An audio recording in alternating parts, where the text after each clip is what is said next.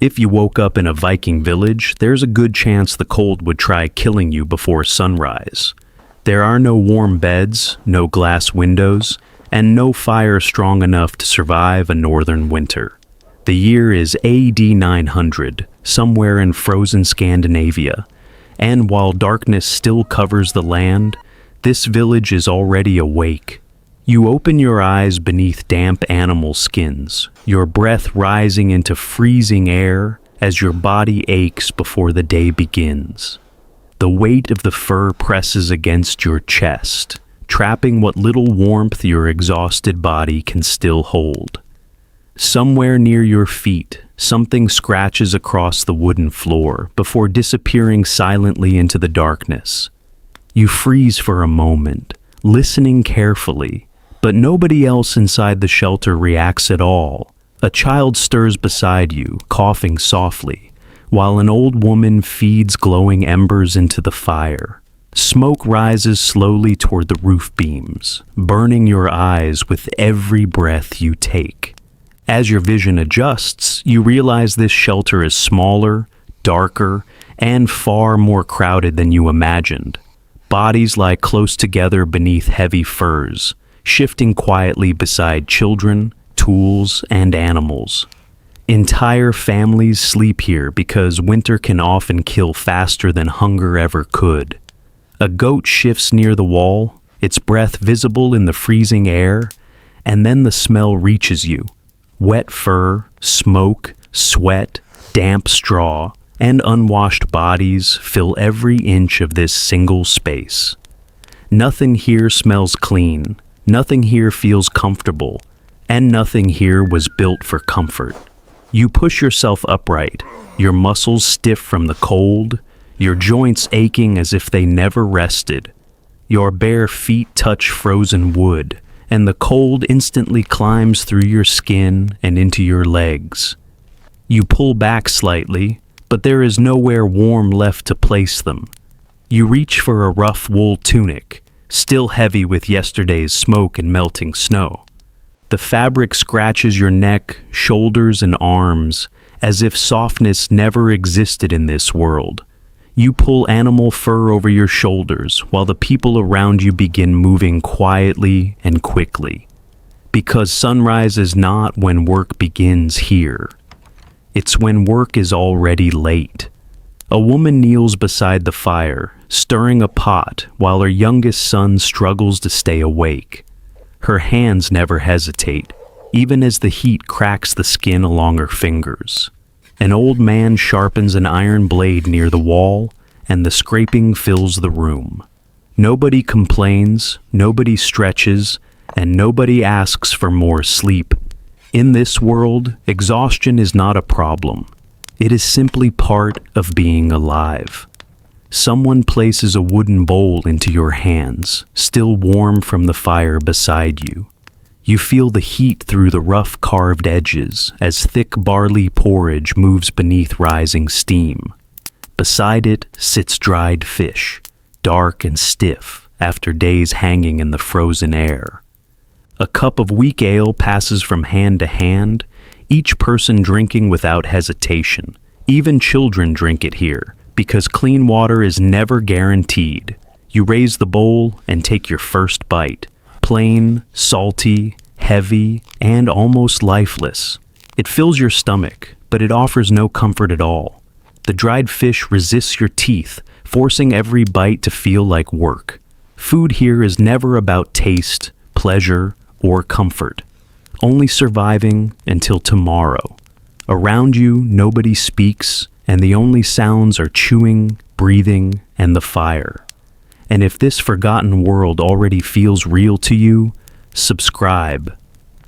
There are centuries we still haven't survived, because what waits outside this longhouse is far worse than what you woke up to. You push open the heavy wooden door, and freezing air strikes your face like a warning. Your lungs tighten as the cold rushes deep into your chest. Outside, the village is already alive, moving, working, and surviving without waiting for anyone. Your boots sink into half-frozen mud where snow, ash, animal waste, and dirty water mix together. Smoke rises from every rooftop, drifting slowly into a pale gray northern sky. Dogs bark between the houses while children drag wood and carry water through the snow. A young girl struggles with firewood, her hands bare, her face red. But she never stops. Because here, childhood never lasts as long as it should. A hunter passes close beside you, carrying fresh hides, and you smell blood before seeing it. Dark stains mark the snow behind him, but nobody reacts because this is simply life. Near the edge of the village, the blacksmith works as sparks burst into the freezing air. Iron glows bright against the gray morning, shaping tools that may decide who survives winter. The sound of his hammer echoes sharply across the village while ash and metal fill the air. By sunrise, most of the village has already been working for hours. There are no schedules, no clocks, and no rest days here. Only daylight. You follow others toward the forest, your boots growing heavier with every frozen step. Snow clings to your legs, clothes, and hands until it feels like part of your body. Ahead of you, axes strike frozen timber again and again, each impact echoing through the trees. Every swing demands strength you are not sure your body still has. Men, women, and children work side by side because winter does not care about age. A boy no older than 8 stumbles beneath a bundle of wood almost half his size. Nobody moves to help him, not from cruelty, but because everyone is already struggling. Beside you, a man wipes sweat from his face with cracked, bleeding hands. The cold splits his skin open, his back bends, his breath grows heavier, but his hands never stop. Hours pass, your fingers lose feeling, your shoulders burn, and the weight inside your muscles grows.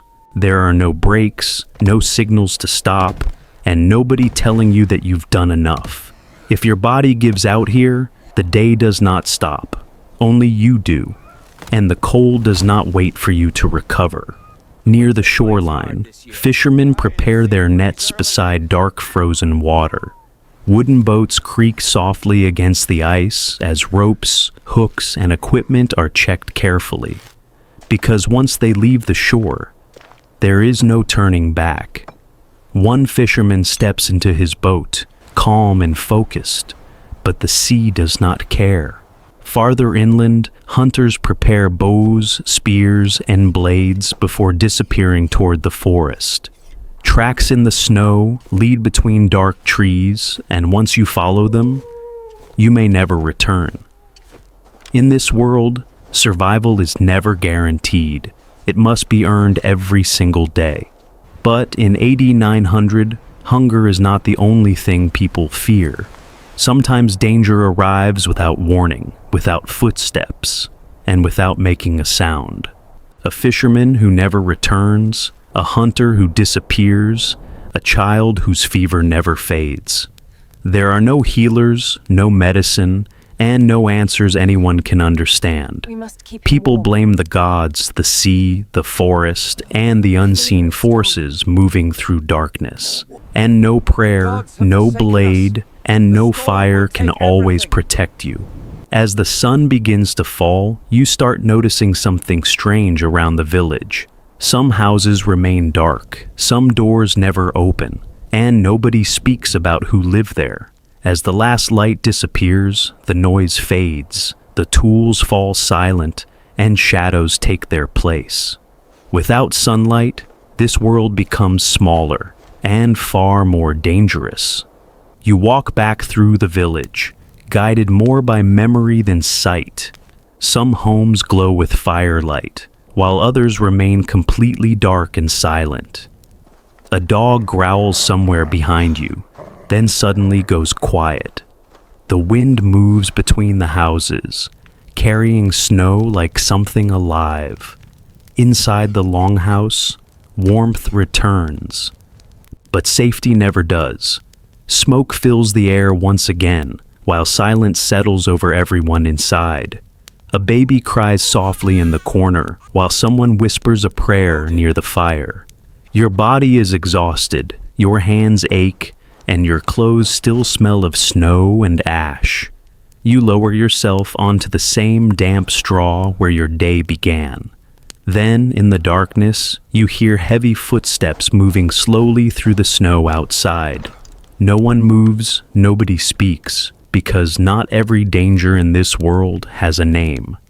You close your eyes anyway, not because you feel safe, but because tomorrow will come. This was not a battle, not a raid, and not the life of legends. This was an ordinary day for thousands of people living during the Viking Age. Cold, hunger, labor, fear, and uncertainty were not tragedies here. They were normal. And if surviving one day here felt impossible, imagine surviving an entire lifetime. This is Lost to Time Vault, where forgotten lives are lived again. And in the next journey, we step inside the horrors of the Black Death.